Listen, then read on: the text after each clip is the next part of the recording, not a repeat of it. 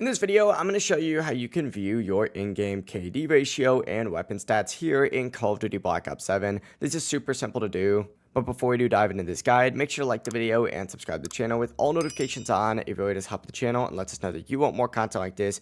We'd greatly appreciate it. And if at any point throughout this guide you do have any questions, just ask them down in the comment section below and we can help you out further. I'm going to be doing my best to reply to every single comment down there. Now let's say, for example, you're playing with friends and you want to see how well you're doing compared to your team or the enemy team. Checking your KD and weapon stats is actually extremely easy to do, and you can do this anytime during a match. If you're on controller, all you have to do is just press that touchpad, which is that big middle button. Once you press it, your scoreboard is going to pop up. If you're on keyboard or mouse, simply go ahead and hit tab to pull up the exact same option. Now on the bottom, you're going to see your eliminations, deaths, and your KD ratio for the current match. But if you want to go deeper and check out your weapon stats, all you got to go ahead and do is enable your cursor. And there's a whole weapon stats option up here, or you could just hit RB or R1 twice to go over to this section, and you're going to see your weapon stats for this match. This is going to bring up a full breakdown, including weapon levels, kills per weapon, and so much more. But if you guys do have any questions,